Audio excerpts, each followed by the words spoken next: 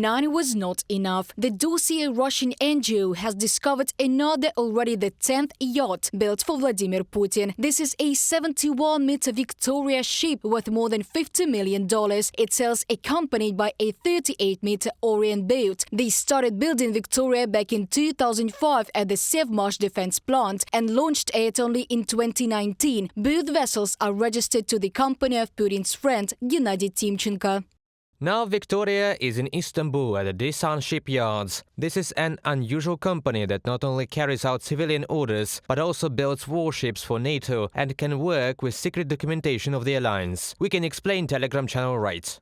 It is not only the forever president who likes yachts. Photos of Putin's alleged lover Alina Kabaeva and her entourage surfaced on social networks. They show her against the backdrop of the Victoria and Scheherazade yachts. And while the so-called Russian elite continues to live richly, ordinary citizens often do not know how to afford a basic basket of food.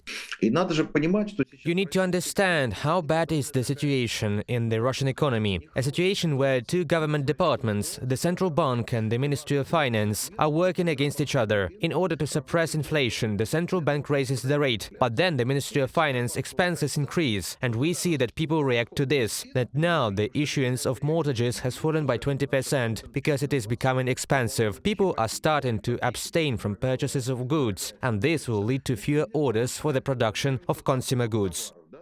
Let us remind you that currently the assets of Russians under sanctions amounting to more than $58 billion are frozen, and in early September of this year, the United States transferred to Ukraine the seized assets of Russian oligarchs for the first time. We are talking about almost $5.5 million, which were confiscated through the court from Russian billionaire Konstantin Malafeyev.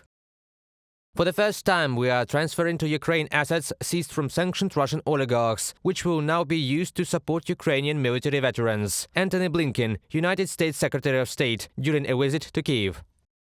However, at the end of February and beginning of March last year, some Russians still managed to take their yachts to Turkey, the Persian Gulf, the Arabian Sea and Southeast Asia. Thus, there are 6 Russian superyachts in the United Arab Emirates alone. But even despite the war and the increased difficulties with owning yachts through foreign companies, Russians still prefer their maritime transport to be registered in foreign jurisdictions. If the owners need to use the vessel in Russian waters, they have to arrange temporary importation under a bareboat charter agreement. Every year, the temporary import of at least 30 yachts worth more than $3 million is issued to the country. Verstka publication writes.